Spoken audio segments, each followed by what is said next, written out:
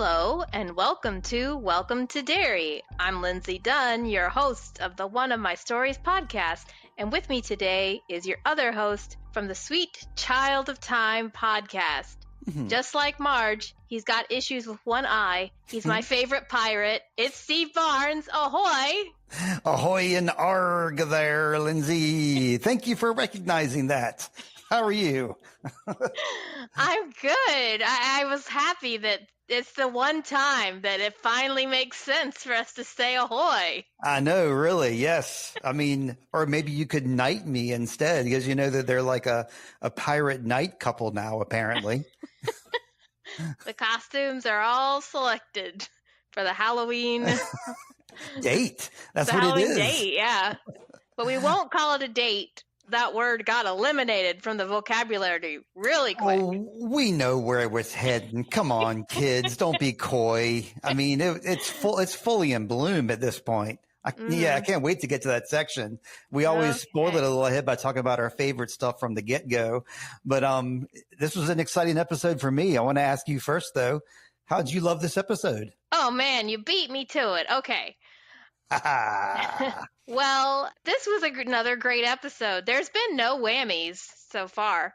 Ever since the graveyard scene, there's not been an episode that I've really hated or, had any issues with. I thought this one had so much missing information. It was another piece of the puzzle. And this time we go back to 1935. We had a 1908 flashback, and now we get one from 1935. We also get to enjoy a lot of our characters just enjoying life, shooting the breeze, and this is an essential ingredient to any good horror show. Yeah. One of the reasons it's so powerful is one of the reasons that it is so powerful is that our Losers Club is established as normal kids with hopes, dreams, fears, and insecurities. So I saw that they were doing that here as a build-up to when the really bad stuff comes. We're going to be more invested in these guys because of this episode. Yeah. I think it's getting better as it rolls along. Absolutely. Yeah, you mentioned like the whole graveyard. We'll call it a snafu or a fiasco because that's kind of what it was. But ever since then, you're absolutely correct. It's just been getting better and better every week. It's just unfortunate that 5 minutes kind of soured a community for a week there, including myself.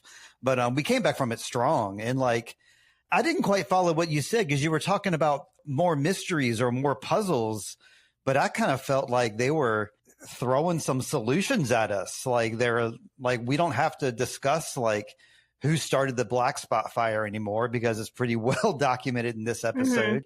And Ingrid pretty much described her whole deal, and Dick Hallorann described his whole deal in great detail. So I feel like we got filled in a lot with a lot of backstory. Yeah, that's what I said. Another piece of the puzzle is, I'm saying. Oh, was put in. Okay. We found the puzzle piece. I see what you're saying. I misunderstood. A puzzle piece that was stuck under the couch. We found it. Yeah, I think we found like two big corner pieces, I guess, which I think is like the Dick Hallorann box story and Ingrid, which people have been talking mostly about those two things. And I think the showrunners just wanted to shut everybody up. So they gave us this episode. Yeah, maybe we can call that. Can we call that cemetery thing? Can we call it Cemetery Gate? Everybody always seems to want to put gate on stuff. Pizza Gate. Just call it Cemetery Gate. And cemeteries do have gates, so it works perfectly. I love it, actually. Ever since Cemetery Gate, things have been much better in Derry's America. Yeah, we've shared our reactions, but yes, the fandom seems to be another episode where people seem to be split on, and a lot of complaining that people thought it was a slow episode. I totally disagree. It was good to have that because next week's episode is probably going to be pretty horrific. Right. Yeah, I saw mostly like people loving this episode. I think I only saw like maybe one or two posts where people, they did say it was slower, or I don't understand that because I think that these are my types of episodes that I look forward to, where you get to learn, you get these slow burn moments and you get like these small moments that I kind of didn't feel like these moments felt forced. I felt like they were done really well, and they weren't, put in as like a side note. I don't know. I'm kind of stumbling over my words here, just trying to say how much I loved this type of episode that doesn't have to be, all action and all quips and funny stuff. Mm-hmm. Yes. Very set building. Yeah. And I mean, I think one of the strongest, there's many strong episodes of Dark, for instance, but I always liked the first episode where we go to school and we see Bartosz and Jonas just hanging out. And then there was another time where they're in his house playing video games and talking about what drugs they're going to buy that evening. So, I mean, those kinds of moments are important. So I enjoyed it. And we got, lots of humor and and lots of good quotes, I think. Yeah, I got a new phrase now. Snapped your cap. That's a phrase I've never heard before until I heard Ronnie say it this episode, which is that Lilly really snapped her cap, meaning that she like went off or like blew her lid or flipped her wig or something. Oh, I must have. Yeah. I didn't get a chance to watch this one the second time. I just enjoyed Army Coke. I think that's, from now on, I'm just going to be, Air Force Coke. Air Force Coke. Yes. They do different stuff in the Army. different liquor choices. Who knows? Okay. Well, I think we'll just go into our Easter egg hunt. And I have a very small, pathetic egg basket to show you, Steve. Yeah, mine is pretty small too. I've got 2 that are my own, and then I'll go into some more that I'll give credit to someone else later on. But yeah, I'll let you start, Lindsay. Okay. Well, the first one I'm going to say is the boiler room. Okay. From the first scene. In Juniper Hill, okay. Yeah. I'm calling the boiler room an Easter egg because it reminded me of The Shining. Yes. And, we've had in our previous iterations of it, the book, I don't think we've ever had a boiler room, but I thought it was very appropriate because boiler rooms are bad.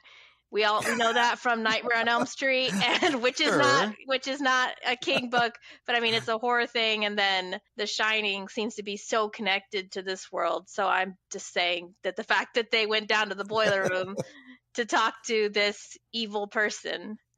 It's funny that I'm such a scaredy cat, and I work in the sewer systems and I work in boiler rooms in these types of places. And yes, I do get the heebie-jeebies when I'm in there. Okay, well, that's a big Easter egg, like a room-sized Easter egg right there. I've got a smaller one. Teddy Uris's poster. They're on the lookout for Teddy Uris when they showed like some of the wanted posters across town, which is significant because you remember last episode, the other kid's dad attacked Hank. It was like, oh, you killed my kids. But the Uris family doesn't think that Teddy's dead. They think he's missing. So I thought that was significant. Okay. Yeah, I saw his poster along with Lynn Jones. We don't know who she is. Don't know that name, but that was the other person on the poster. Okay. Well, my second Easter egg is it's a projected Easter egg. I can't really say if it's an Easter egg or not, but it was something that came to mind when I saw something. Okay, so during that song, Running Scared, which is also when you saw the Teddy Uris poster, there were all these little vignettes of people in town doing things. And I love that. In one of these scenes, there's a high schooler. He's obviously hanging out with his friends, and he's in front of a red truck. Yes, significant. And he picks up a flyer, and he's showing it to his friends. And I couldn't help but think that guy looked like Alvin Marsh, Beverly's dad, a young Mr. Marsh. Now, nobody called him Alvin. I can't say that was him. But based on the fact that we saw that somebody loves Alvin Marsh inside the high school. I was thinking, just like we saw that young guy out on the street that looked like Mr. Keene, that looked like Alvin Marsh to me. It looked like the guy that they got to play Mr. Marsh. Yeah, okay, I'll give it to you. As long as you'll continue to let me have that one. The kid that looked like Richie Tozier that got beat up in episode 2, and I said he looked like Richie. As long as you'll give me that one, I'll give you this one. How's that? Do we have to talk about your Easter eggs from that many weeks ago? I mean, well, yeah. I mean, this is a whole collection we've got going. I mean, I'm not going to dock any eggs. Okay, good. You didn't dock me that time, so I won't do it this time. Because I like it. I don't know if I agree with it, but I'm with it. I'm down with it. I'm here for it. That's what the kids say. My second Easter egg that I've noticed all by my lonesome, well, I'm just going to shout it out. The Weeblos. We hear that Rich is a Weeblo, or he was a Weeblo. And, I was a Boy Scout leader. We talk about that a lot. My son earned Eagle Scouts. And what a Weeblo is he's like the path between Cub Scouts and Boy Scouts. So like you're supposed to start Scouts when you're in first grade, and you're supposed to be a Weeblo by the time you're in the fourth grade, and you're a Weeblo for fourth and fifth grade. Then you're supposed to start Boy Scouts in the sixth grade. But we know that this kid, Rich, instead of going along with the Scouts, he took up drumming with the band. So that's where his focus went to. But it all goes back to him being a Weeblo. That was my Easter egg, Lindsay. But how's that an Easter egg? For the Boy Scouts, if there's any Scouts watching, they're like, oh, yay, hey, we'll be loyal Scouts, Okay, so should I say Coke is an Easter egg because the people who work for Coke will be excited to see that? Yes, Lindsay got another Easter egg. Congrats. I'm not sure about that being an Easter egg, as Easter eggs connect to the Stephen King universe. But go ahead with you said Stephen you had another King one. always talks about the Boy Scouts in his books too. So does he? Actually, he does. So I'm not just making things up. But yeah, what you got next, Lindsay? Since that was kind of a weak one. Oh, you have nothing. I have nothing. I mean, okay, I'll say, since you mentioned Teddy's picture, okay. I'll say that there's a picture of Mrs. Kersh inside a window. Oh, during that whole scene, during that whole scene too, they put a poster of Hank Grogan right in front of a black and white picture. And I think that is in Mr. Kersh's window. He has a picture of his wife in his meat window, which is a little odd, but okay. He loves his wife. Well, they got professional portraits done, That leads to one of my other Easter eggs here. Okay.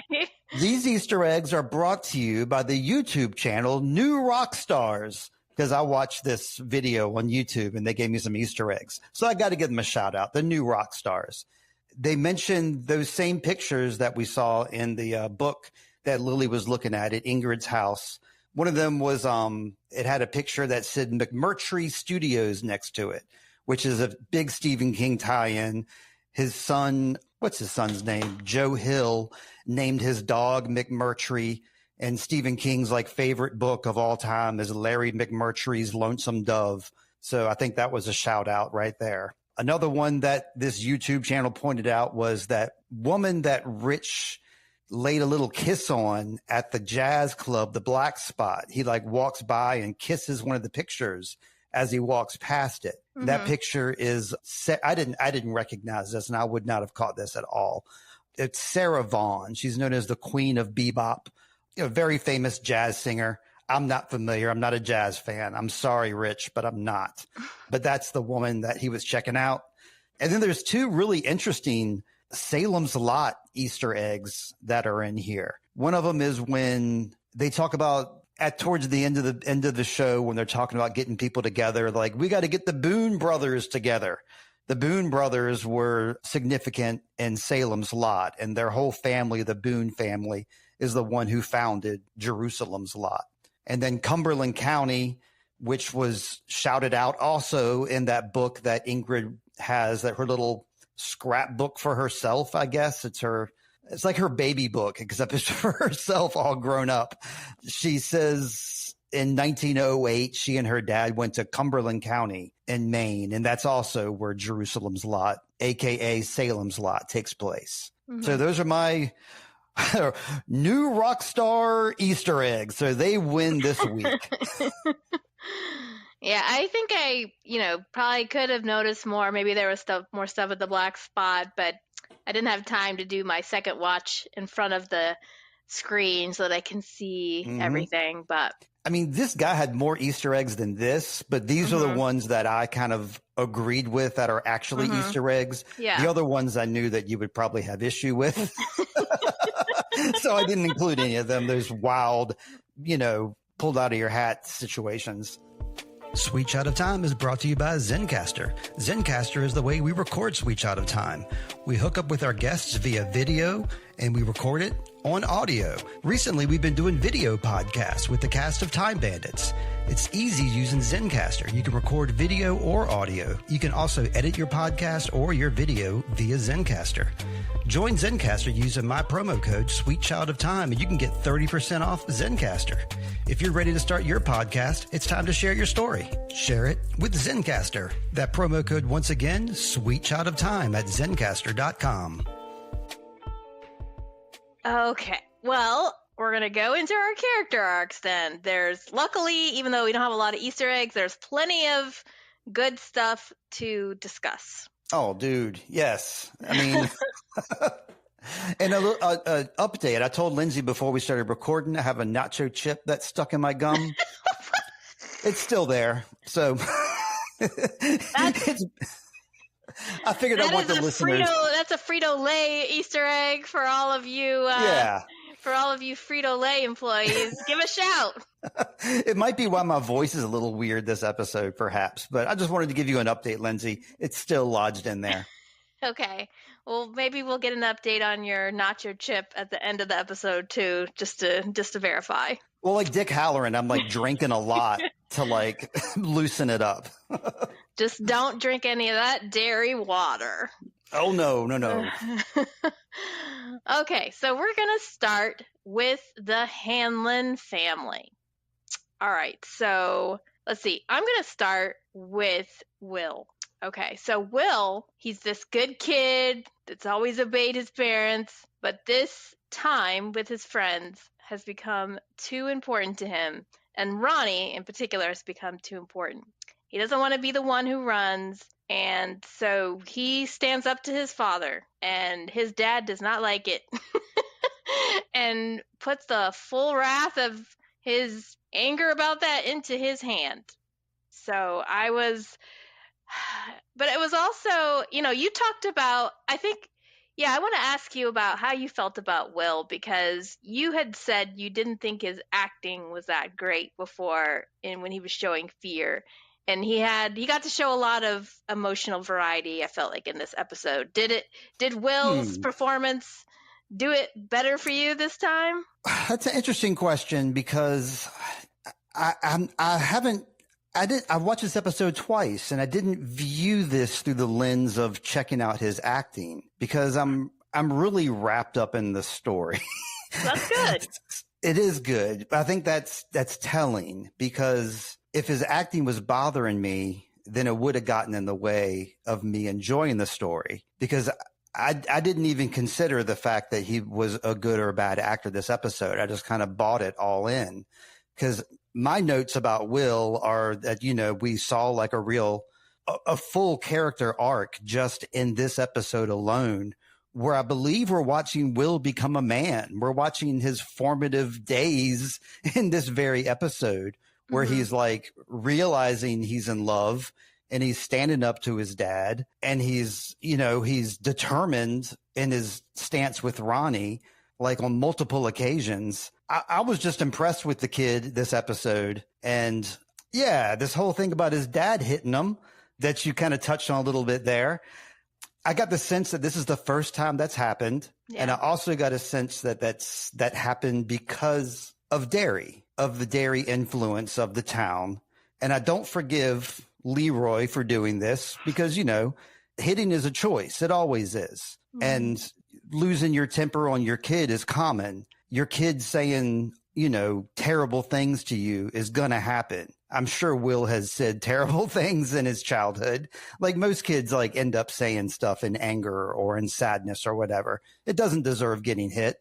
I don't necessarily blame Leroy for that, because I know the town has gotten to him. But on the other hand, I do kind of blame him for that, because I'm just the type of person that that's a boundary I don't cross, and I don't expect anybody else to cross it either. So when a character in a show I like, who I get the sense that he's never done this before, I'm like, you shouldn't start this now. And Charlotte agrees with me. She's packing her bags. So I think she kind of agrees. Yeah, it was a tough episode to watch, I feel like. I mean, we know that Leroy is upset about losing Polly. Give him some cred. Come on. I don't know. All of a sudden, my new nephew's name is Paul, and they call him Polly as a nickname. So I got confused there for a bit. But he's named to honor Polly, right? Yes. Okay, so he's upset about that, but also it's not just that. Like, the mission went really bad. Sure. And Leroy is a person that believes in excellence, always tries to give 100%. So this is really throwing him from a loop that he's participated in this thing that went really bad. And the man without fear has somehow gotten his tail feathers in a tizzle. He was confronted with this thing in the tunnel, and things went horribly wrong. So he did the unthinkable and hit his son. He then goes to Dick Hallorann to try to squeeze more juice out of him. But Dick's having his own problems and isn't about to be pushed around by Major Hanlon when he's got big fish to fry of his own. Charlotte, you know, she's got the mom instincts have kicked in. We've talked about she's been activated. She was socially activated when she heard about Hank, but now she's activated as a mom. And once she sees Leroy hit their son, it's game over. She didn't say anything right then, but she will not stand for it and is ready to show her discontent with action. So she's ready to pack and actually leave. Temporarily. It's not like she's saying, I'm leaving you, we're getting a divorce. Right. But she's like, you take care of this. I'm interested how this is going to go down, though, because it might be that the black spot interrupts all of this stuff happening anyway. I'm sure it will. Because we don't know how quickly that's all going to go down. It seems to be already going down. But her plan seemed to be to take Will and to go somewhere else, back to Shreveport. And Hank. She's gonna take Will and Hank. So okay. So she was gonna take him and Will, but Will wouldn't. What would Will have said about that? He's not. Well, I guess if she's taking Hank, Ronnie's gonna be there too. Right. And yeah, Will probably. I don't think Will would say anything about that. Like, they don't know the black spot's going to happen. So let's pretend in this conversation that they don't know the black spot's going to happen. I think that, you know, Will would happily go along with his mom and Hank and Ronnie and say, yeah, like, I'll deal with my dad later. Maybe, you know, him and Ronnie will probably have a conversation about that in the car, about his dad hitting them and stuff. And maybe he'll come to terms with that. But I don't think he'd have any qualms about leaving Derry along with Hank and Ronnie. So you think mainly that his concern then is for Ronnie, because he's made it clear several times that he doesn't want to leave his friends. They took him off the base. Right. They took him out of the city and went to the base, and he didn't like it. And he's saying, I have friends. My friends need me. I can't leave them. So do we think that it's really about Ronnie, and he would just leave Rich and Marge and Lily without any help? I don't know.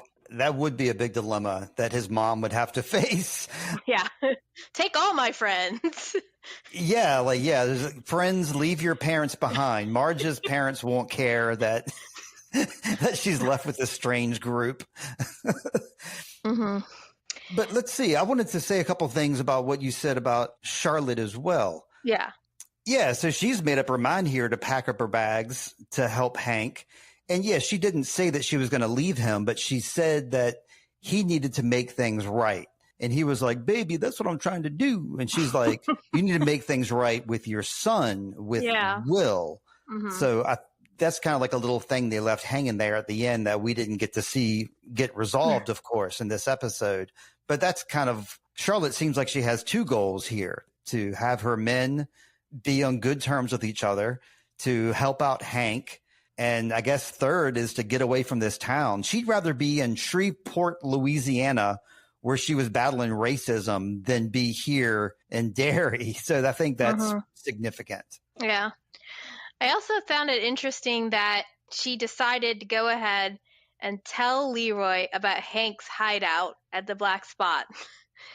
Maybe she felt that hiding things can take a toll. but she's also unhappy enough that she isn't worried about upsetting Leroy. So might as well say one.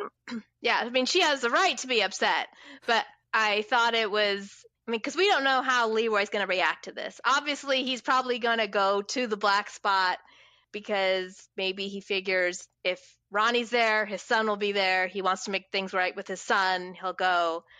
But obviously, Leroy's not going to be in favor of him hiding out. So, well, I mean, I feel like that, Leroy, his argument, when he lost his argument with Charlotte and when he lost his argument with Dick Hallorann, which we'll talk about in a bit here, but in both cases, he lost both of them when he started talking about the bigger picture. Like, we're doing this for our country. Mm-hmm. We're doing this because it's the right thing to do. And that's when he lost both of them. Yeah. Because in both cases, they both feel like he should have been a little more sympathetic and more family minded or more singular minded, I suppose. Instead of doing it for the greater good, do it for us, your family, which is a losing argument, of course. But with Charlotte, some of the things we're talking about here, she has her own mission that she is on as well, that she feels her mission is also for the greater good, the things that she's doing. So she's just as driven as Leroy is. Yeah, this is where their conflicts really come out. We've talked about their differences or what perhaps attract them to each other, but when it comes to, she usually goes along with Leroy, but when something is important enough, she's not afraid to stand up to him. Yeah. So this has reached that level here. One more thing about Will I thought was a little heartbreaking is the scene when he and Ronnie go with Charlotte to reunite with Hank. And he sees Ronnie being embraced and cared for by her father. And he had this look on his face. And I felt that in that moment, he was thinking, I wish I had that kind of relationship with my dad. And that was really sad. Okay. I didn't catch that. I would think that, he has that kind of relationship with his mom. So, I mean, I don't know. Good luck with what you got there, Will. Come on. Right. But I mean, even if you have a good relationship with one parent, you might also like a good relationship with the other parent. So yes, he doesn't have that, but it was, he'd just been hit by his dad and they're having these arguments. And then he sees Ronnie being held and embraced by her dad. And he's like, we're never going to be separated again.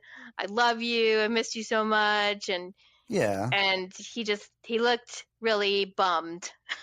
And Charlotte kind of puts her hand on his shoulder. So she's, you can tell she's with him then in that moment, knowing what he's thinking.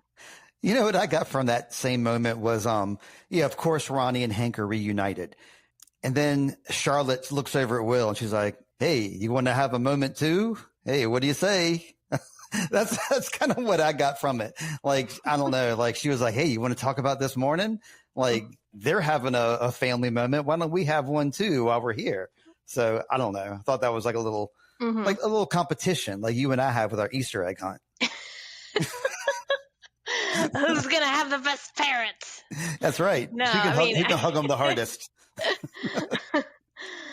All right. Well, let's move on to Dick Hallorann. Yeah, I don't think he cares about this new mission brief that that Leroy throws on his bed there. He's a tortured man, drowning in alcohol, drowning that pain away. This is kind of like what Danny was going through in the whole book, Dr. Sleep, where he was using alcoholism to like block his pain and block the scary monsters and the ghosts away. And that's exactly what Dick's doing now that he's stuck seeing them all. Mm-hmm. Yeah, he's not doing well right now. I'm not doing well. For the first time, like he says, like when he like locked these ghosts up when he was 9 years old. And now we're seeing like, he's probably like 25, I guess. So like, I don't know, like 20 years has gone by and now he's seeing these scary ghosts everywhere he looks again. It's creepy. Right.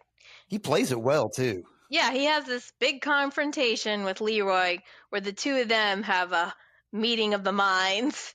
I liked that scene between them. And we've talked about oh, will they understand each other? Mm-hmm. Are they going to work together? And I kind of thought that was happening Mm-hmm.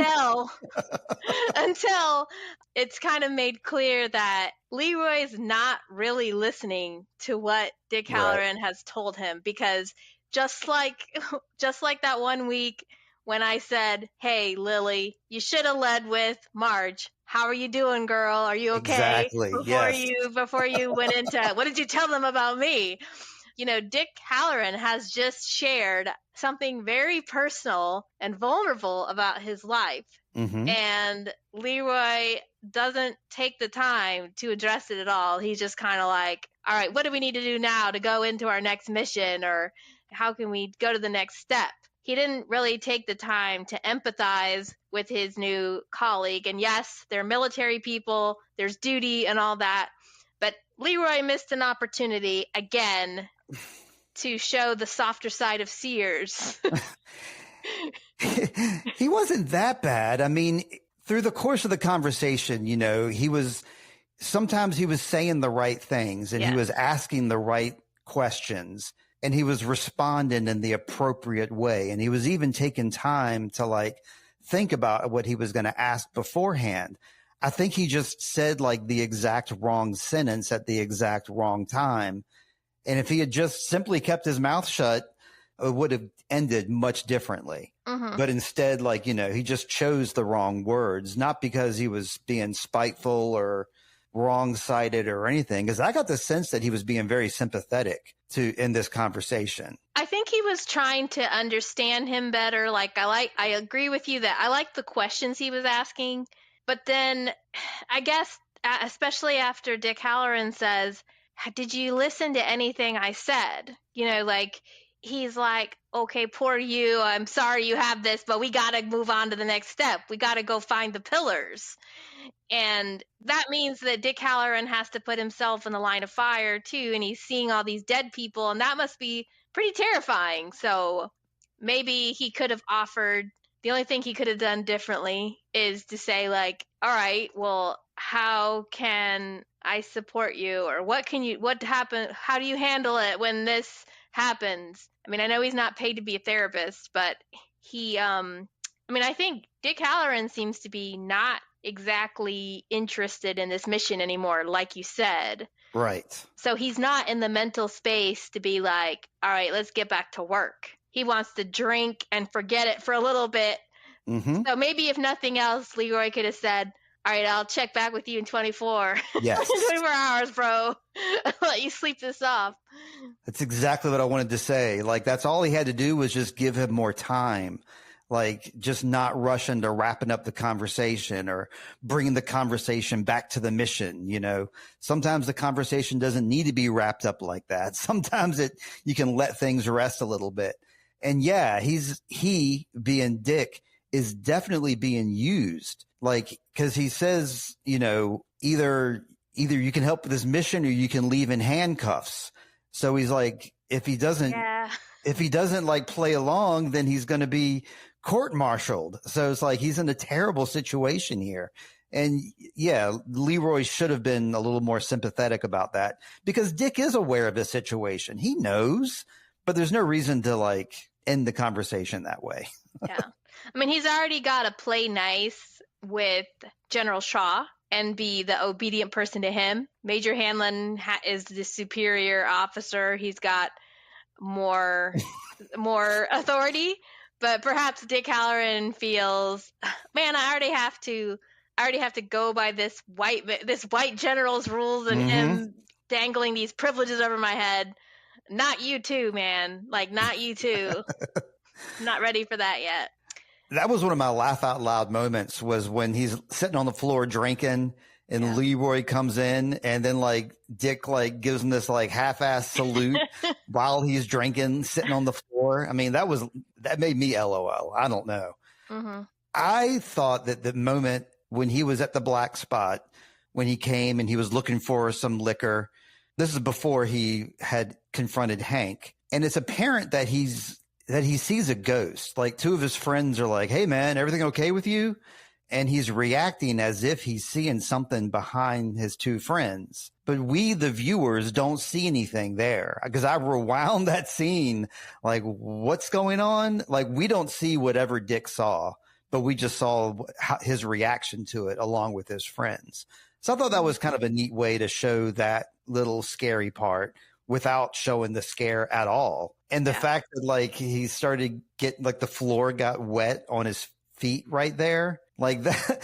At first I thought he peed his pants, of course. And then we found out it's because the refrigerator's leaking or it's defrosting or something. Mm-hmm. But then it reminded me of like the, first off, the moment from Dr. Sleep when Danny pees his pants, when he sees a ghost and he's standing there and he sees a ghost and he pees his pants.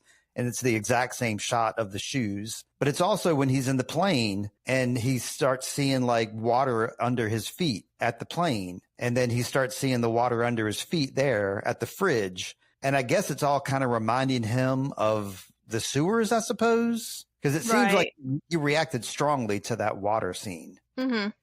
I noticed when he was doing telling Major Hanlon his story, he was sitting on a bed with his legs spread out. And I think maybe he had bare feet. And there's a scene in The Shining like that where when he's at the hotel. Oh. When he's not at the Overlook Hotel, but he's in his own place. Yes, I know exactly what you're talking about. Then he sees the vision of Danny, and that's why he decides to go. Yeah. But it's kind of filmed in that same way. So I thought that was a cool way to pay homage to that. More Easter eggs. Yeah. A couple other character beats for him, too. You know, he wasn't too happy to find out that Hank is there. Mm-hmm. And it seemed like he was ready to really give him the boot. But once he sees Ronnie come in and be so excited about her dad, he stands down about making a fuss. I laughed at that moment, too, because he's like, oh, God damn it. Now I can't kick Hank out. Yeah. Oh, the other thing I wanted to say is I thought it was interesting that they show him kind of during this thing, he's kind of in and out of the party walking by. Yeah. But he's not really trying to hang out with the party. Right. And I was thinking, one of the things that his party friends help him do is drown out the noise. He was a cook. He can be near the chaos without being in the chaos. Okay. Because it's a noisy environment. Right. So even if the like dead people are talking to him, he doesn't hear it. But I did think it was creepy the way he was saying that I don't talk to them and then they don't bother me. But if I do talk to them, they will not stop talking. Right. I thought that was very creepy too. And I thought it was very telling the way he said that they know things that we don't know. Mm-hmm. I think that's when Leroy jumped in like, oh, what do they know? They know the stuff about the pillars? And Dick's like, shh, no, they know things. They know things, man. So yeah, I think I'd like to know what kind of things he's talking about there. Like things about the afterlife, things about the before life. You know, ghosts must know all kinds of stuff that we don't know. It's too horrible to share, Steve. You don't want to know. I wanted to call back to Leroy real quick because we were talking about how he hit Will. And I think we made it clear that like the town is getting angry and like Leroy is part of that. He's getting kind of like built up from the town. The kids are fighting and stuff. And you were, the reason I'm saying this is because I remember when you were talking about Dick Hallorann, like walking through the black spot and he's kind of like drunk. Mm-hmm. So you get that drunk vision while he's kind of like walking through everywhere. It was getting pretty hedonistic in there too. And bartenders serving kids drinks. I think this is all tied in with like Derry working the town's emotions up and everybody kind of like not following their best instincts. Right. I mean, I thought it was interesting that Leroy, Will says it's gotten to you too. Mm-hmm. But they moved out of the town, so they're not drinking the Derry water anymore. But is it like he's already drank too much of the water? He was close to it. If you're close to it and encounter it, then it affects you. So he just encountered it, basically. Mm-hmm. So yeah, sorry, they're even though they're on the outskirts of town, they're still definitely affected. Yeah. So do you think that's true? Do you think that Leroy got taken over by the spirit of it in that moment?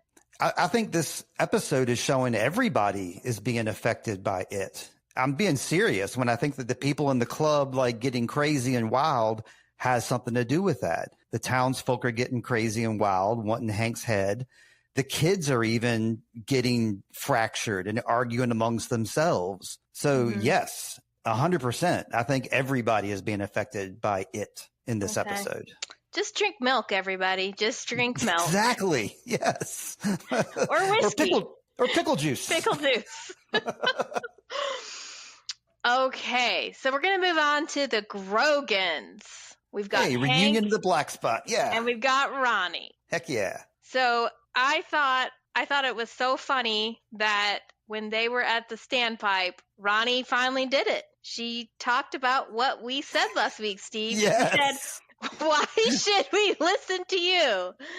Lily's got a new plan. She's got a new weapon. She's ready to go back to the sewers and maybe use it. And Ronnie says, no way. I don't want to do that.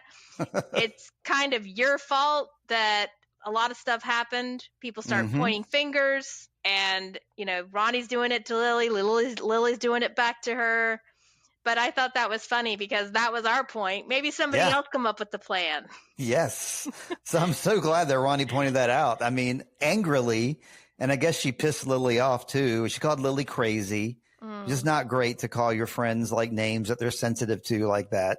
But I mean, the cat's out of the bag, I suppose, that she did that. And they're going to have to like reunite at some point if they want to get their semi-losers club back together. But yeah, Ronnie and Hank. First off, let me go into Hank real quick here.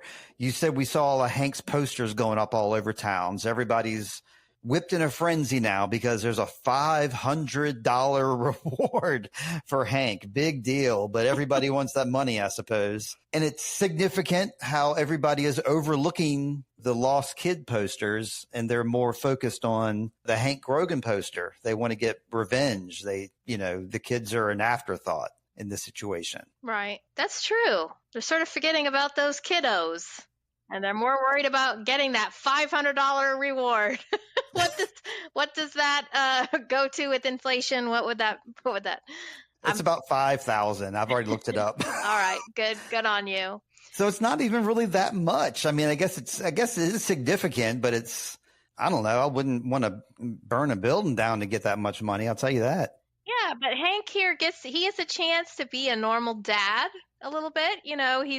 He's there at the Black Spot, but they bring Ronnie, and it looks like they've set up a lean-to situation where they're both sitting back there. So then he gets a chance to meet Will and be like, who's this gentleman that my daughter is now? You guys are spending time together, huh? What's your favorite movie, son? Yeah, I love that. Who's your favorite director? Yes, exactly. That's what I'm going to do. I don't have any kids, but if I did, I would be like, yeah, what's your favorite movie? Show me what you're made of. I can tell you right now, I'm always disappointed by that with my kids and their friends because they're not into the same stuff I'm into at all. Well, they don't need, it's not about what the answer is. It's, do they have an answer and why? Do they answer that way? Because I met somebody at Thanksgiving dinner this week. People always ask me, what's your favorite movie? Which I hate that question because I'm like, ask me what my favorite movie is in a genre or what my favorite movie is to make me laugh or whatever. You have to be more specific. Yes. But he mentioned his favorite genre was romantic comedies. And that's not always an answer I get, hear from guys. Sure. So I asked him, why do you like that genre? And he had a very thoughtful answer. So I appreciated that, even though rom-coms isn't my favorite. I have some I like, but do you at least have something to say about your taste other than, oh, it's good or it's a good, Can you verbalize? Yeah, can you verbalize your reasoning about that? I mean, I don't know. I would rather get asked what's your favorite movie than the typical conversation starters that I get are questions like, what's up? What you been up to? How's work? Yeah. I don't have any answers for those questions. I don't even know how to begin to answer those types of questions. Mm-hmm. So I like specificity as well. I can tell you that. But let's see. Ronnie, she's not in school. Like the kids are in school one day and they note that she's not there. It's because she's there hanging out with her dad. And it's kind of an open secret that Hank's there at the black spot. Like we talked about this last episode or maybe the episode before that. And I think we pretty much said exactly this, like this is exactly what's going to end up happening is he's going to be at the black spot hanging out there and everybody's going to find out. It's exactly how it played out. I think at one point Rich says to Marge or maybe vice versa, just a few of my dad's friends or just a few of the guys know about this hangout spot. It's like, no, the place is very popular. And like, there's like 40 people there and probably even more know about this place. And you kids are all talking about it. So very much an open secret. I think by design, I think if they had kept that secret a little too tight, then Pennywise, the town, the mojo of the town would have gotten that information to the right people somehow.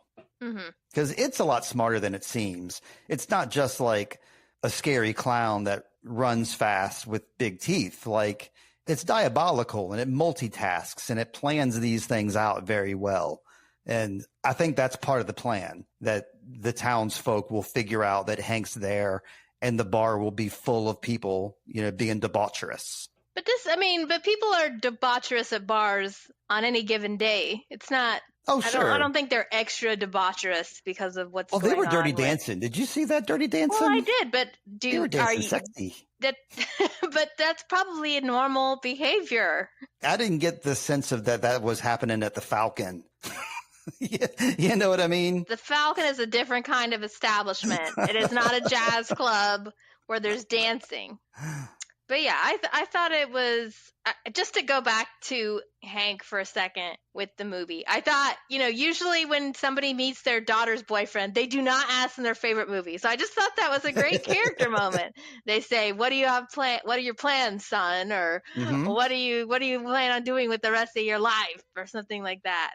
I've asked my kids' partners, what kind of music do you guys like? Do you go to concerts? That's always my leading questions, is music questions. So I'm a little bit of Hank in that respect too, I suppose. Yeah. And it was, Will, all he can think of is the movie they watched. Was it Boy Scouts that he watched? War of the World? Right. He said War of the Worlds. He watched it at like a boys' camp, I think is what he said. Yeah, that's what he said. So the War of the Worlds, which I looked it up, it's a 1953 movie. I mean, I know what it's about, but it came out in 1953, the first filmed version.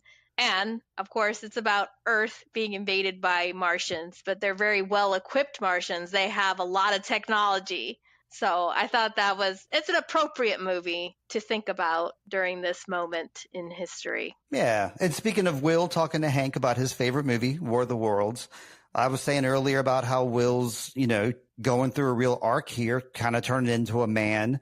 And the way he's telling Ronnie and her dad, like, yeah, I'm not going to let anything bad happen to you guys. And the way he kind of says it and the way he kind of like thinks about it for a second. And he's like, yeah, I'm really not going to let anything bad happen to them.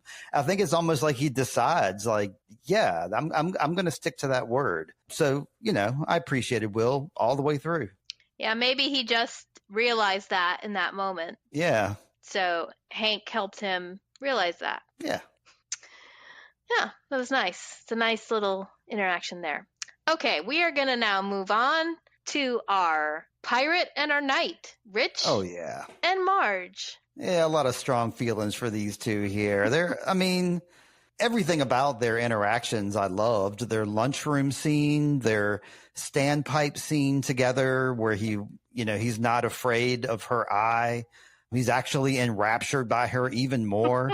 It's like her busted eye. It's like an entryway for them to like become a couple because he shows his tenderness by like caring for her.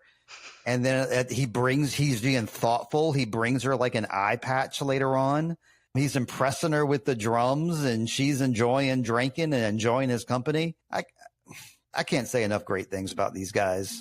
I got a whole bunch of notes that I'm probably not going to say, but like I wrote down everything that was cute about them, and it's a lot of things here. Yeah. Do we think Rich is a medic in training? I mean, he was now, and I wasn't too fond of the fact that he used his spit to moisten the bandage. Nobody was fond of that. But they taught him that. Apparently, that's what they taught him at the Weebelows. So you have to go with it. Science is always changing according to Will. And I mean, Marge was at first resistant, but then she was okay with it. She's okay with Rich's spit. So that tells you a little something about how she feels about him.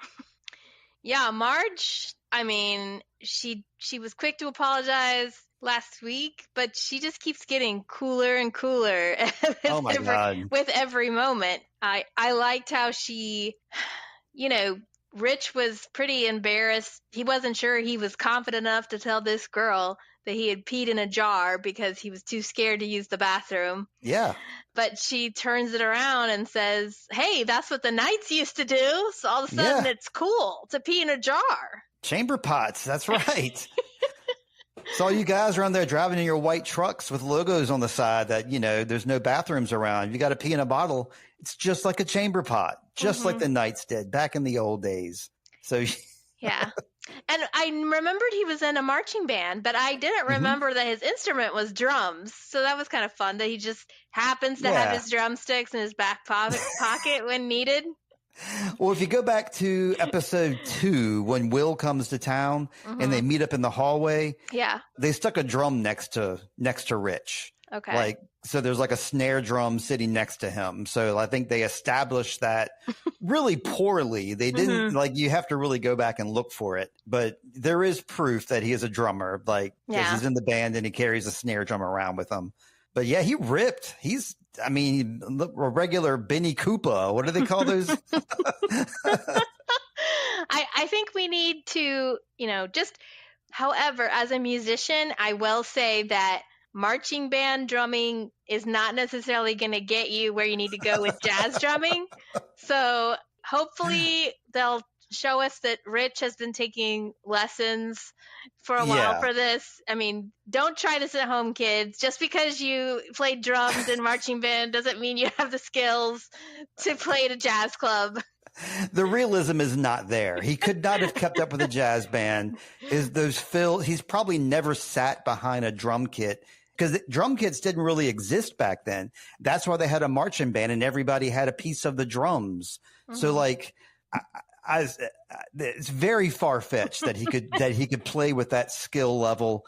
But this is a fiction show, and this is a kid that we're trying to love, and it was this really spoke to me. It was delightful. He couldn't even reach the rack tom. When he first does that first fill, he can barely reach it. So it's. But yeah, what else? Oh, well, Steve, I hope this time you picked up on the fact that they were both eating Jell-O in the lunchroom. They both got a green Jell-O dish. So the school is once again really topping their budget with all of those Jell-O expenses. 39 cents a pack. That's what I hear. Okay. But of course, besides that was that great scene, of course, in the club with the drumming and the Air Force Coke and all that. But we also have to talk about that great moment in the cafeteria where she really lets the patty cakes have it. That's right. I stood up and saluted her like Queen Marge. That was a great moment where she has to she has to show herself. She has to show her alliance to the freaks in the freakiest way possible. So yeah, that was wonderful. And she makes one of the patty cakes choke on her gum. And so the other one has to give her a Heimlich maneuver to free her air pipe up. That was a great moment. It was a defining moment for Marge. And I'm telling you, I kept saying how Marge is gaga for Rich. But that was the moment that we see Rich fall in love with Marge, because they cut to Rich and his reaction after that happens. And he's super impressed. So I'm seeing a lot of goodness with these guys. And Rich is all about encouraging togetherness. He's the first one to recognize that the gang is angry at each other. And he's like, guys, this is exactly what it wants us to do. So he's the peacekeeper guy of the group. Yeah. And the reason that he's peeing in a bottle is because both him and Marge have been hearing voices in the pipes. Yeah. Yeah, it was great. And I mean, I think Rich was already thought she was pretty cute. Yes. But, when she decided to be like, I am a freak. And it's almost such, in a way, it's a boy thing to do. Like, boys love doing gross things, showing gross, here's my wound, and oh, that's gross, and well, I got this one, and here's a scar I got. I just thought there was a great moment for Marge, and there was so much suspense to it though, because we were all wondering, what is she gonna say? That's right. Is right. she gonna leave Rich by himself? I didn't think she was, but I was not expecting her to go the route she did. I was not confident. I was kind of afraid that she would go back to the patty cakes or something. Like, I'll be back in a second, Rich. I was prepared for that, but I was not prepared for the eye reveal. That was wonderful, wonderful stuff on the Muschiettis' part. So I have every faith in the Muschiettis from this point on. Yeah. There was also in the club, I think it's Rich and Marge are like, what are they doing? The dirty dancing part? Yeah, he's like, what are they doing? Or Marge says, maybe we should wait outside. And Rich is like, no, let's just stay here. Oh yeah, he was hopping up on the pool table.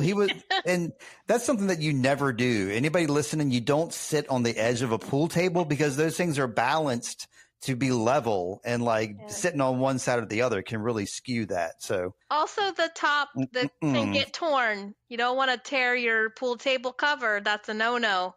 Yeah, we like you, Rich, but behave yourself. I mean, this is the kind of life advice you're going to get on our podcast. So that's right. Keep listening, everyone.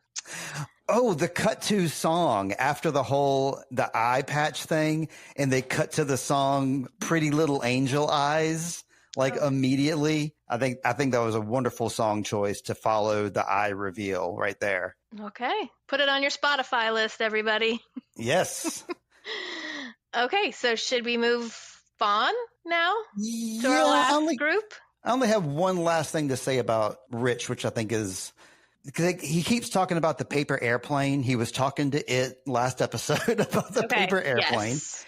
And he's talking to doing the paper airplane with Marge again. Mm-hmm. He's trying to get it to go down Main Street. Mm-hmm. But something keeps it from going there. There's some sort of current that stops it, and it makes it always kind of shoot right instead of going down Main Street. And he notices that there's this current here, and it's significant that it happens right there at the edge of where a sewer pipe is. And I wonder if maybe there is one of the pillars is right there, and that's the reason that he can't get a plane to go down to Main Street. I think Pennywise is just keeping a paper airplane collection. After Rich turned him on to it, he's very interested in it himself. He's got 10 of them down there. Keep them coming, Rich. Yeah, that's what that tower is actually made of. It's not bodies, it's paper airplanes that he's collecting. Yes. But yeah, it would be cool if at the end, they show these paper airplanes or something. They're being collected or I mean, you're right. One of them went straight into the sewer. So I'm kind of with you. Yeah. I mean, also it's interesting to think about how a lot of times in these little things ended up being big things. So I do think they keep bringing up the paper airplane. So yes, it's gotta be something bigger than, oh, isn't that cute? He throws paper airplanes. Exactly. Yeah. Yep. I'm tracking with you. Okay. All right, we are going to move forward to our last little trio here. Lilly, Ingrid / Periwinkle, and Bob Gray / Pennywise. What a nice little effed up family we got going on here, huh? So the big cat is out of the bag. Our bobcat is out of the bag.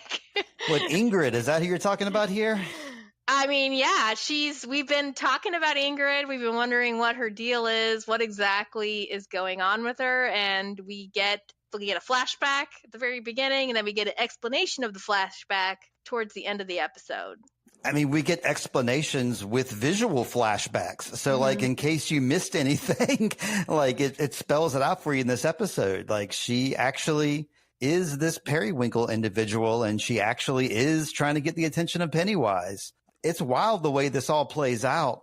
And yeah, she is indeed in her 60s. They established that in this episode because they say in 1930 is when she was celebrating her 30th birthday. So we know that Ingrid was born in 1900. Therefore, this is a 62-year-old woman. This is what 62 looks like, Lindsay. Not bad.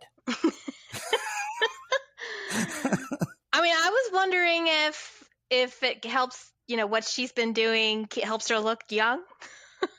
I was wondering if maybe if she's wearing a wig right now and if she's like wearing makeup and appearing young. Mm-hmm. All right. Well, I'm gonna start with Lilly, and then we can go. I think I want to touch on small. Lilly because okay. So how I feel about Lilly is that she seems to have gone full Gollum with this shard. Yes. Good choice of words. Nobody else can touch it. Nobody else can hold it. Just me. Can't even touch it, Will. Jeez. Yeah, he wanted to see it, and she was like, "I'll hold it." And yeah, that was freaky. Well, like I said, I mean, Pennywise and it are affecting the town, and I think her having her hands on this thing, I mean, just like with Gollum in the ring, the more he held the ring, the crazier he got. Maybe the more she holds onto this shard, the crazier she'll get. And I'm waiting to see how this kind of matches with our previous lore, I guess, because I'm having a problem a little bit with that aspect to it, that this seems to be having this negative impact on her. Maybe it's not the shard, maybe it's just being around, being in that place, being in that space. But, I've been watching the clips of in It Part 2 when Mike shows Bill Denbrough the piece that he has. Right. They marvel at it and look at it, and it does freaky things to you, but it doesn't make you feel like nobody else can touch this, or you're hoarding it like you're holding the One Ring or something. So I'm trying to understand exactly how this is impacting her. And there was something else to it, but I can't remember. Anyway, she's now carrying it around with her at school and thinking it's show and tell. I don't know. Yeah, waving at the teacher and stuff. Like her walking out of class with that thing was very 1962, the kind of thing you don't do anymore. Yeah, she has sort of separated herself from her group of friends because of this item. There's that, and also her, her argument with Ronnie has caused her to kind of go off on her own. And her default mode of escape has become, I'm going to go talk to Mrs. Kersh. And so she runs to her side, which is when we have the big interaction with them at the end. But before she does, she has that image of, she gets a Pennywise image in her classroom that makes her run out of like her dad, Pickle Dad, in the desk. Pickle Dad in the desk, yeah. And what he says is also like another Easter egg, you could say too, like a phrase that was said, it was written in blood on the walls in It Part 2, I believe, or It Part 1, I mean, when he says, you'll die if you try. That's exactly what was written on blood in one of the walls I think that was for Bill, I suppose. And, it's scary stuff to have that happen to you in your classroom. And you notice that shard started glowing as well when that happened. Okay. So I guess its image was really there because otherwise it wouldn't be glowing. Mm-hmm. And actually it's kind of weird that it could get as close to her as it did in the classroom and send her that image while she was holding the shard. It's like you're saying, it is almost kind of like not plot hole, but kind of plot mystery territory. Yeah. Like, is it the shard that's making her act weird, or is it the town? Why would the shard be making her act weird? Why would the shard glow? And how can Pennywise get to her while she's holding it? So these are all kind of like unknowns, I think, that hopefully will get cleared up. Well, also, who else have we seen interact with the shard? It's the Shokopiwa people. Yes. And we saw that nice long story about the origin story of these shards. We didn't see them acting crazy about the pieces. There was one piece that they were using and the daughter took it, but it wasn't like, don't take my shard away from me. That's So a good point. I'm thinking, yeah, I'm just not sure. I mean, it gave a creepy moment to Lilly to be treating her friends this poorly and kind of feel like nobody else can touch this with me. But yeah, I wasn't sure exactly what was causing her to act that way. Maybe it's because she's been in close proximity with Pennywise multiple times now. Like maybe she's been around him more than anybody else. So maybe it is affecting her mental health more so than anybody else as well. But yeah, like you were alluding to before, she has this crazy image in school and she runs out and she goes to her comfort pal, Ingrid. And when she first goes and knocks on the door and first enters the house, I was convinced that the house was like empty and that it was like just like an empty, vacant house and that everything that happened in there was like imaginary. I mean, of course, that wasn't true, but that was my first instinct when she walked in the house the first time. Right. So, yeah, now we talk about the reveal that how Ingrid's dad has impacted her life and vice versa. So I think there's some confusion, a lot of confusion about what we're seeing. So maybe we can help clarify that. And you're the one actually that helped me to see some of this apparently, so what happened is in 1908, after the Ironworks Easter egg hunt, Ingrid loses her dad. Now they haven't told us how that happens yet. Correct. He dies, he's arrested, he's blamed for the attacks. Something happens and she loses her father. So in real life, and you can tell me if I'm right or wrong. In real life, Bob Gray is dead. Yes. And Pennywise has taken his form as one of his favorite forms. Yes. Because I heard somebody was saying, like, I'm having a hard time absorbing that Pennywise has a daughter. And I'm like, well, that's because I don't think he actually has a daughter. Yeah, he does not have a daughter. He's taken on the form of this guy who had a daughter. Yeah, he's taken advantage of this poor woman who, like, lost her dad. And back in 1908. She says that when the circus left and her dad departed, however he departed, we don't know how he departed, but he is departed, that she felt compelled to stay in Derry. And so then she started working at Juniper Hill, apparently. And that's when she, quote unquote, hooked up with her dad finally after 27 years back in 1935. Right. And when this happened, this 1908 thing, she was a child herself. So she's probably 8 years old. Yes. Yeah, she's in that early tween kind of years. And so she probably saw it herself in a form or maybe the form of her father. So in 1935, time goes on. Ingrid realizes that the kids at Juniper Hill are seeing Pennywise again. And she takes one downstairs, this poor kid Mabel, to see if the clown will appear to Mabel again. And she realizes that she can follow these kids or accompany these kids and be able to see, quote unquote, her dad again. Yes.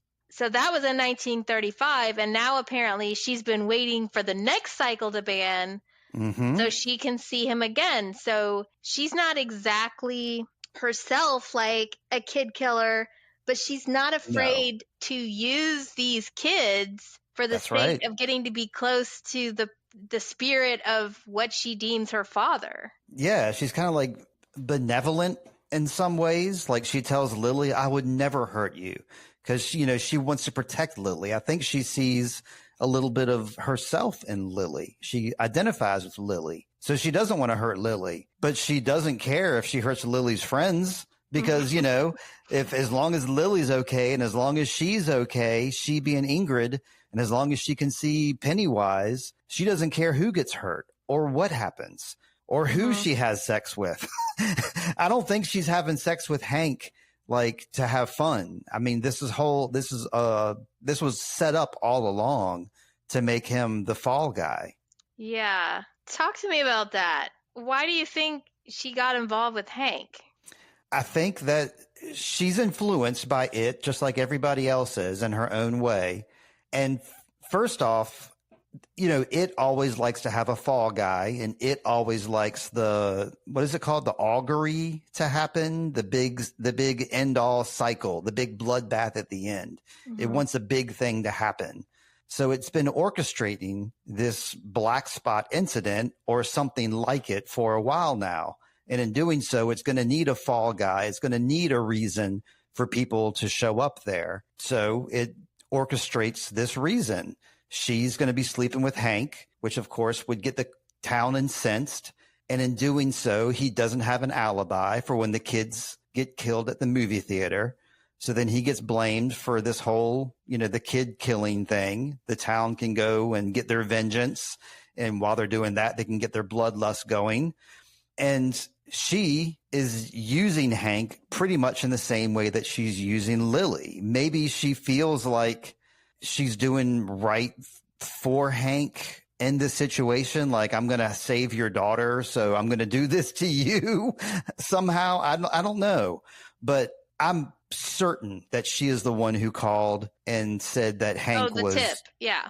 Both tips, the tip back in episode 2 and the tip this episode as to where Hank is at the black spot. I'm quite certain that it was her both times. You think she called in the tip about the cigarettes? Yes, I do. Oh, Ingrid, this is cruel. That's a step too far, Ingrid. I had forgotten about that tip. I was just thinking this about this tip about the fact that he's at the black spot. I mean, obviously that was her. But yeah, that seems like you're pitching on both sides of the fence, Ingrid. A little bit. I was just thinking, even though she's not fully evil, almost what she's doing is more evil because she's using these little kids.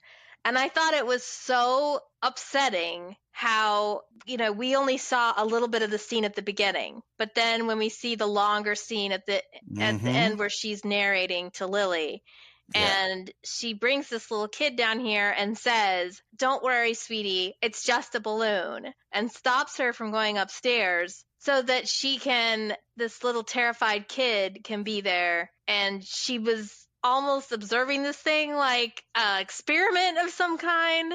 Mm-hmm. But yeah, and then she says, don't hurt her. But then she's also cleaning up her dad's mess. Mm-hmm. And has obviously continued to use these kids. I was like, oh, this is almost worse than what Pennywise is doing because these kids are trusting you. Sure. She has to literally walk through blood in order to get to that vision of her father that she wants to see. So I think that image right there pretty much says it all. Like, she has to walk past blood and ignore it and then look at the vision of her father that she wants. So she'll do anything to secure her own happiness. And I think it's a true definition of insanity because she doesn't realize that she's being evil and she sees everything she's doing as good. She probably thinks she's helping Mabel somehow, even though we know that she's just using poor little Mabel. Right. She probably thinks she's helping Lilly, but she's been guiding Lilly and the gang this whole time, guiding them along, following them around, hoping that they get killed so she can see Pennywise. Mm-hmm. I mean, it's absolutely diabolical. And yeah, she's been doing it a long time. You see this line of little girls walking past her in 1935. And I'm like, oh no, how many of these little kids had to die after Mabel? Mm-hmm. Yeah. And oh gosh, I had a thought and now it's gone. That happens to me usually, not you. While you're thinking about it, I'll go back to this baby book that she has for herself. I think it's interesting. It gives us a good history of Derry and of her because it shows us the Derry Canal days, which, they're still celebrating those in the 80s because we saw Adrian Mellon. He got killed at the Derry Canal days. You can wave at me anytime you might remember your point there, Lindsay. Okay. Yeah, I got it. So she seemed surprised, though, to hear that Lilly saw the clown. So she knew that I was trying to figure out what she knew and what she didn't know because she was like, you've seen him, she was surprised that the Lilly was involved to this extent. Yeah, because she hasn't seen him yet. She's been hoping to, and she knows he's around. But yeah, she's finally excited that Lilly has actually seen him with her own eyes, because she has not seen him with her own eyes yet. And wasn't it exciting? Did you find it exciting, Steve, to realize that the clown with the sombrero oh, yes, was Periwinkle? Which is why we didn't quite recognize that silhouette. Yeah, and that also explains why we could see it, because she's a real person. Like Pennywise and all those dead kid images were not real. Pennywise created those. But that image of her was real because she's an actual person. So I like that aspect of it and explain why we saw that image. Mm-hmm. So at the end, we see that, Lilly leaves, of course, and she's upset. But then Ingrid puts on her costume. Oh, yeah. She's suiting up. She's cosplaying. So what, I don't know. What do you think is going to happen with that?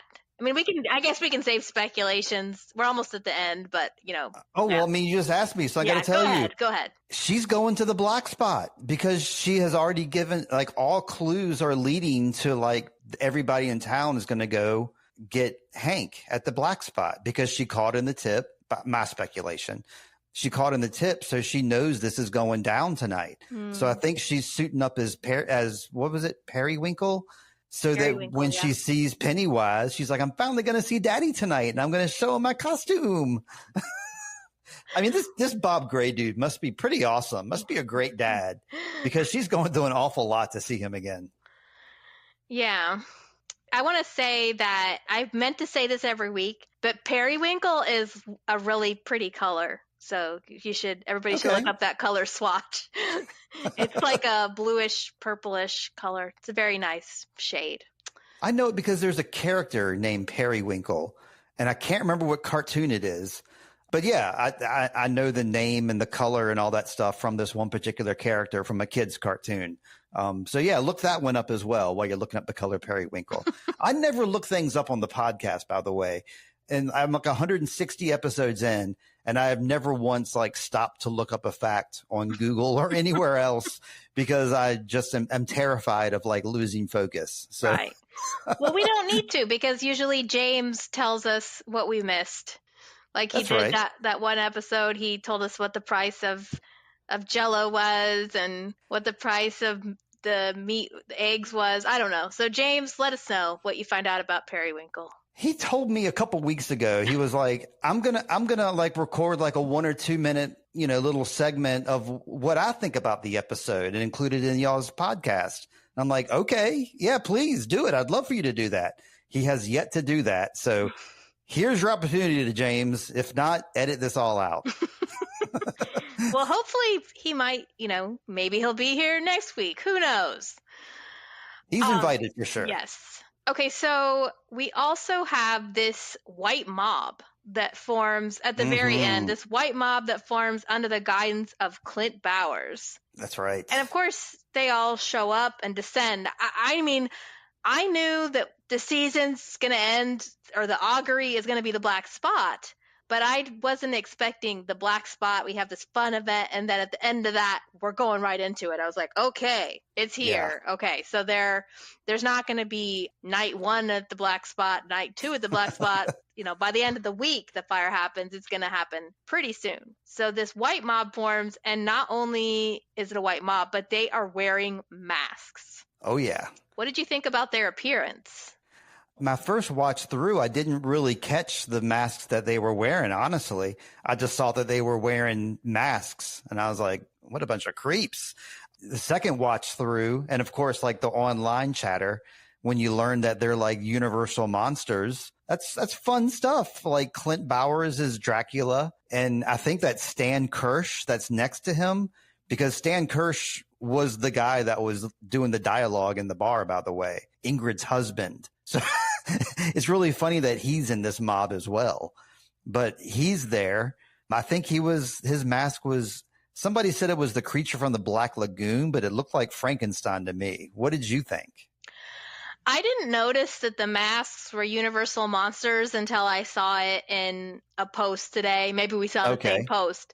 Yeah. But I thought, on the one hand, I was thinking, well, that's different. And then I also thought it's kind of diabolical because Hank loves movies and they're going to use that against him by using masks from these universal monsters. But then if this was a horror comedy, I could see Hank, like them showing up and him going, so what's your favorite movie? Or like him, you know, kind of like in Scream, they would use that to be like, have a back and forth. Okay. Little clever quips about the characters that they've chosen and why. But yeah, I just think it's creepy when people show up in masks. Absolutely. At all. I think the way that all happened was really neat, how all the cars kind of pull up and they've got their headlights on and it's blinding these two that are outside just having a little shoot the breeze moment. And they come out and they're wearing these masks. So I just thought the build wielding up guns. That was... Don't forget the guns. That's the scariest part. Yeah, I miss the guns. But yeah. I heard somebody say in a post as well, the same post that we both saw, that the masks could represent the forms that it has taken in the past. And now it is there represented as the town folk, because it did come as a Dracula, as a creature from the Black Lagoon, and of course as a clown. And that's what those 3 front-facing monster masks were supposed to be. So it seems like that could be like a 1-for-1 for the It monsters. It's like, I've been these monsters before, and now they're here again as humans that are actually going to do some damage. Mm-hmm. When have we seen vampires? In the movie It, one of the kids had a vampire experience. Okay. A Dracula. So you're talking about not in the past though, in the Stephen King universe. Yeah. Yes. Okay. And let's see. The mob forms because Hank got fired from being a police officer. So that's got to be mentioned here. I'm sorry, Clint. Did I say Hank? I keep getting their names. That's okay. There's very similar names. Anyway, Clint Bowers, fired from being a police officer. I'm thinking he might have gotten fired for maybe the bus escape, for Hank being escaped, maybe for like general incompetence, because like whenever like an easy out comes up to close a case, he will jump on it. So I wonder if that's kind of caught up with him, because we don't see any other hints that he's getting fired. We can only speculate, but I'm thinking it's possibly has something to do with Hank. I mean, I think that's what he said, that the councilman was upset that he had not closed the case on this child killing yet. Because remember when he was in the Falcon, those 2 people came up to him and were like, have you arrested, Bowers yet? Gotcha. And so they were sort of like telling him he wasn't doing his job correctly. So yeah, I think he said incompetence or lack of confidence. They said something about lack of confidence in my ability to do this job. So yeah, that's exactly it. Yep. Yeah. All right. Well, yeah. And if he hadn't gotten fired, again, this is the machinations of it at play. If he hadn't have gotten fired, he would not have gone and gotten this mob riled up. He would have instead gone to arrest Hank. Yeah. So once again, it is playing into the town. Mm-hmm. Yeah. So at our black spot scene, I'm thinking we will finally discover the source of the hatred between the Bowers family and the Hanlon family. Oh yeah, that's right. I didn't even think about that. Like the Hatfield and McCoys of Derry. And it's obvious that's Clint Bowers with the Dracula mask on. Like nobody can argue that. He's wearing the exact same clothes, exact same hairstyle. We just saw him in the scene previous. That's definitely him and Dracula. Mm-hmm. Okay. So I think we're ready to rate our episode. Oh yeah. Okay. Rate away. Well, me first or you first? You go first. Okay. I loved everything about this episode, even the things that I was a little questionable about, like Richie's drum, like how we can be a drum prodigy so quickly, questionable things about the plot aside. I loved everything about this, and I keep loving each episode more and more since episode 3. And in fact, I liked episode 3 with the exception of Cemetery Gate, as it's now known as. So I can only give this one a full 5 out of 5 turtles, Lindsay, because I've been given 4s. I've been given 4s, been wanting to give a 4.5, but I can't because I'm like strict on my, whole numbers only thing I put on myself here. So this can only be a 5. I loved it. And I have high hopes the next episode will be a very mournful 5 as well, but we shall see. Mm-hmm. How are you looking, Lindsay? Yeah. Ditto, ditto, ditto. I mean, I've had 5s the last 2 episodes, and this was so fun. It had at least 2 moments where you felt a need to audibly cheer. Yes. So I can't fault anything about this episode, really. Nor I. Do you have an MVP of this episode? I do. I can say who that is if you'd like. Yeah. Okay. I mean, am I jumping the gun? No, we're ready for MVPs. Yeah, I feel like I don't know what else wonderful things we can say because we love this. So yes, okay. Who's yours? My MVP for this week is gonna be Marge. Oh, I wonder why.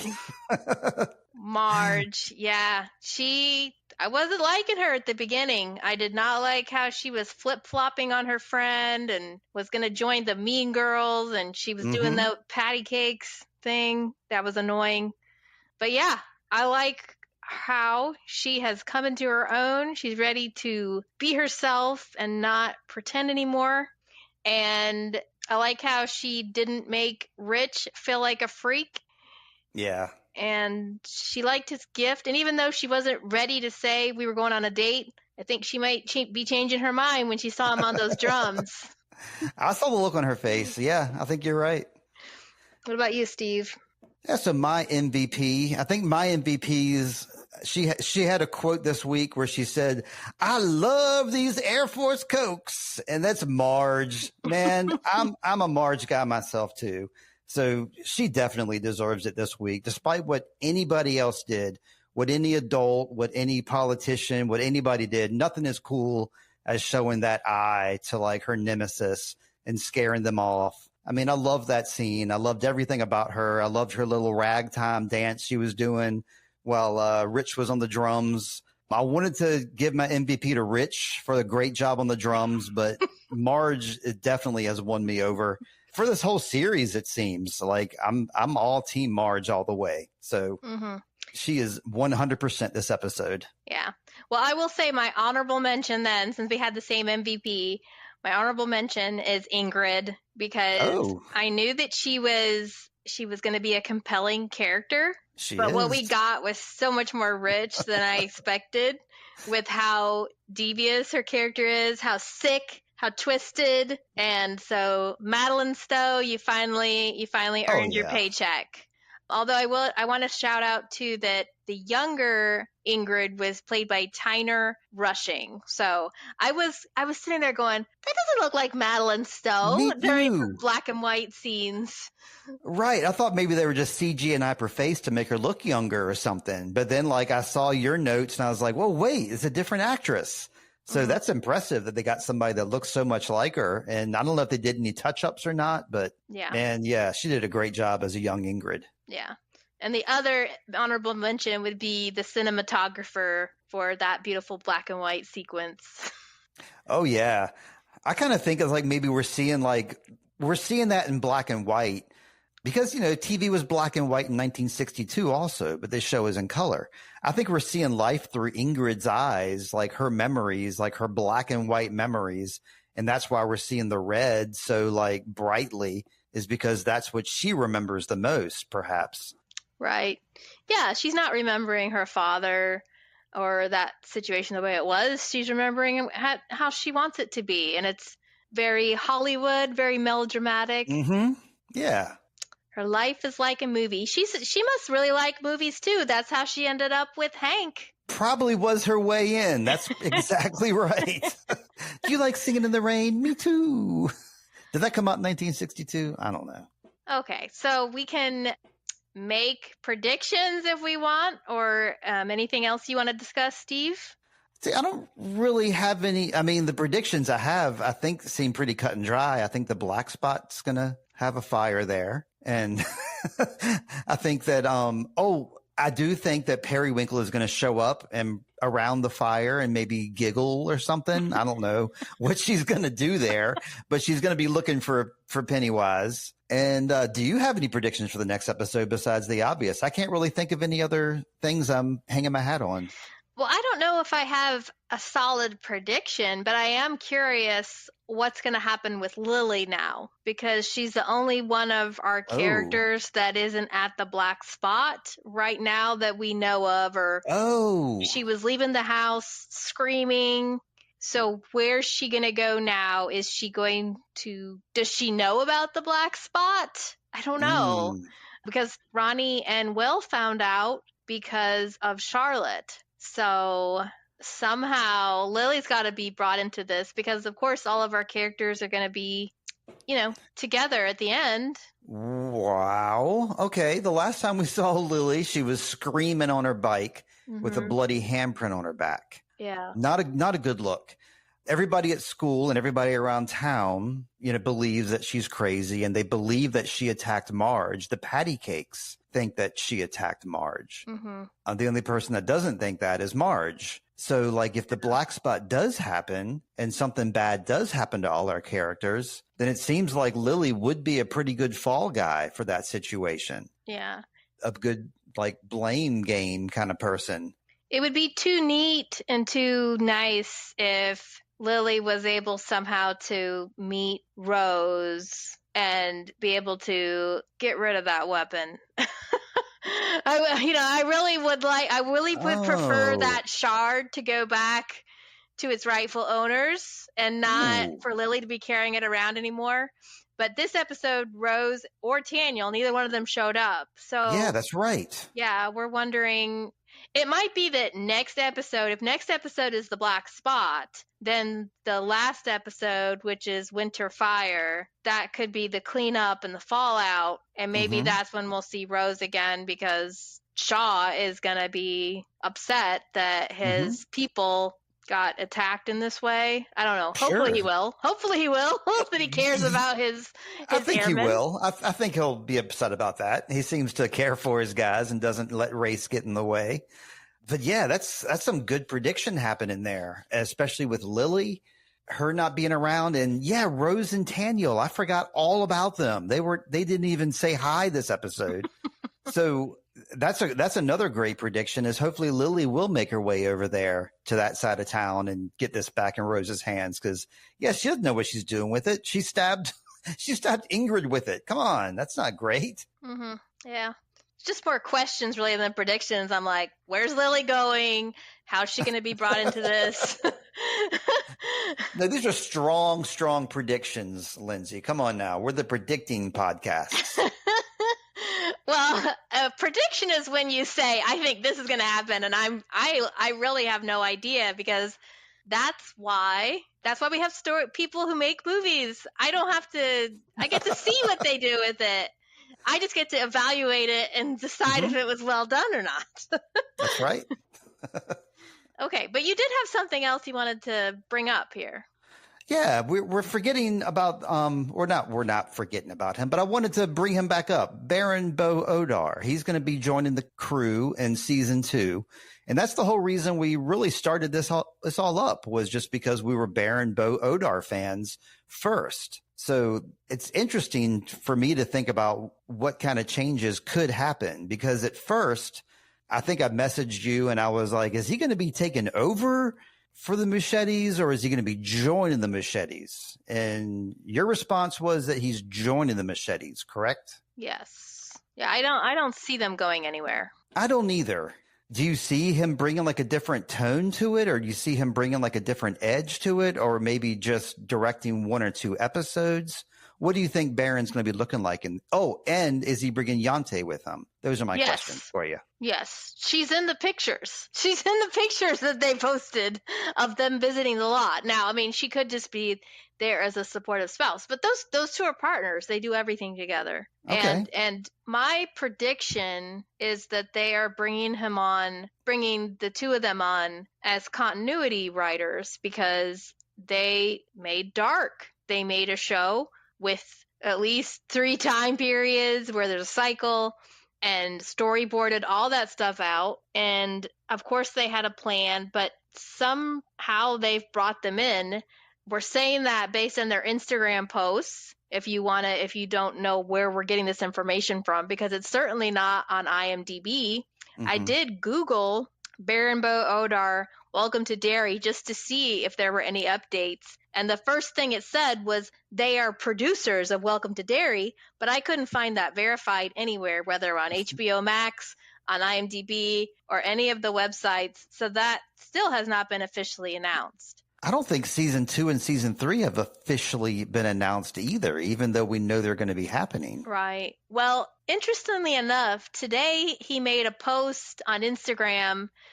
He's ever since, just to give everybody the tea who's not informed, their last show, Baron and Yantia, their last show was 1899. Everybody should, well, maybe not. We can't assume everybody's listening to us forever, but both Steve and I, that's how we met, is actually through 1899. And that was a 3-season show that was canceled after 1 season. And also there was a plagiarism accusation that got wielded at this show for copying a graphic novel, which neither one of us agree with that they stole from this graphic novel. But that was enough to cause Yantia to leave social media. She no longer has a social media account. So that was that kind of was a beat up for her. Baron has been still posting on Instagram some, but they're very enigmatic posts where he's not saying anything directly. Right. Yes. His latest group of Instagram stories, though, he posted 8 years ago, Dark was released. So that was the first story. And then he posted the second part of that story was that he made, I'm looking at the story right now, so I'm waiting for it to turn over. It says, "Greets from the desert, Palm Springs." And it's a picture of him. So he doesn't always post pictures of himself on his social media.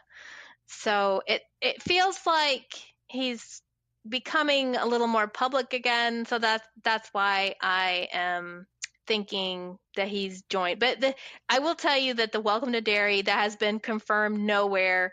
We're just seeing his Instagram for the clues, and he has the red balloon. He posted that he's been working with the Muschiettis. Mm-hmm. So it has to be this show, but I don't know why they're keeping it so hush hush. As far as your question of how it would change, I don't see it. It really would have to change, and especially if the Muschiettis, they've got their own plan. They might just be being brought on to kind of help them make sure the writing is continuous. They're not seeing any gaps in it or putting anything in that people might go, wait a second, that doesn't match what you did here. Yeah, they did a really good job of portraying 1895 and, the 1980s and the 1950s. So I think maybe that's kind of like a little feather in their cap there. I think that these people could really do a period piece well, because we know the next one is going to be set in 1935. So, maybe that's the whole attraction there, is that they can do time periods well. And maybe who they have slated for season 3. I know they've talked about a different producer for season 3 as well. They plan to bring on, and maybe that individual hasn't the same kind of, skills in directing as well, and can do early 1900 periods well, because we're going to have to do a 1908 season. I don't know. Do you think that this whole Palm Spring thing was a personal post, or do you think it was a clue post for us clue hounds? Yeah, I don't know. I don't know anything about Palm Springs, so I can't say. I don't either. I guess my point was that he posted a picture of himself with a camera, and he doesn't always post himself. In fact, hardly ever. Right. Yeah, that's right. And how he put the post about Dark. So he's reminding people that he's created a show.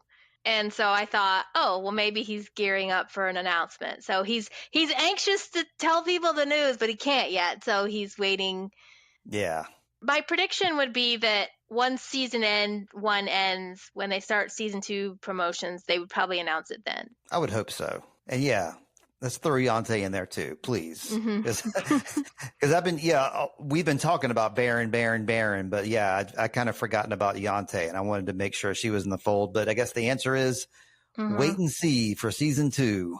And she's the writer. She's the one of the two of them. She's the writer. He's the director. She's the writer. So yes, I mean, if they're being brought on as continuity writers, Yonta's going to have a big role in that. Cool. Right on. Well, I don't think I have much else for an end here. Do you, Lindsay? Just a couple plugs I wanted to make. Oh, well, of course. So my first one is that Stranger Things season 5 came out, and I did a recording yesterday with my buddy Harrison. When season 4 came out, we did the same thing. So I did a podcast recap of the first part. That should be dropping on the pod this week sometime. Also, a very good movie on Netflix has come out that has some award chatter, Train Dreams. It's got Joel Edgerton in it. It's the story of a guy who lives a life. That's me. It sounds really familiar. Now, I haven't heard of that one. Train Dreams, you say? Train Dreams, yeah. Okay. Did you ever see a movie called The Journey of Natty Gann? Did you ever see that movie? Did not. Oh, okay. Well, in that movie, there's a guy that works on trees. You know, it's that time when there was all the building done, so you needed people to saw down all these trees and fell all these trees. Right. And Natty Gann is this guy's daughter. They get separated, and she tries to find him, and she travels by train. I was like, this movie reminds me of Journey of Natty Gann. Totally different tone. It's not an adventure. It's more like a dreamy portrait of America during this time of history when there was all this building happening, and people are like, how can I set up this life? But there's not enough safety nets put in place, so bad things can happen, and all of a sudden you've lost everything. And then how do you rebuild from that? Okay. Right on. I recently saw The Life of Chuck just a couple nights ago. That's another Stephen King one. You were saying, we said The Life of, that made me think about The Life of Chuck. That was a great film, written by Stephen King, directed by, what's the fella's name? Mike Flanagan. Yeah, I liked it a lot more than I thought I would. It's not a horror. It's just a great story about one man's life and his journey through it. And the first act will kind of throw you through a loop, and act 3 will fill you in. But as for plugs, I will second your plug for your talk with Harrison. He's a great guy to listen to on podcasts. And I will tell people that if they want to see the transcript of this, you could check it out at oneofmystories.com. Lindsay's been posting these transcripts, and that's a fun post to share always. And then check out my website, sweetchildoftime.com, or write us an email at sweetchildoftimepod@gmail.com. Those are my plugs, Lindsay. I'm piggybacking off your plugs. Thank you. Good piggyback. I like a good piggyback ride. Hop on, piggy. Oh, wait, we can't say piggy anymore. That's turned into a bad word. Oh, okay. What would Miss Piggy say about that? All right. It's my name, Kirby. Well, I think we're ready to end this podcast discussion then. So thank you, everyone, for joining us in this episode of Welcome to Derry. May all the clowns you meet be kind, not murderous, and may all the friends you've met be kept safe in your hearts. And we hope to see you all next week for episode 7, The Black Spot. Goodbye. Bye, y'all.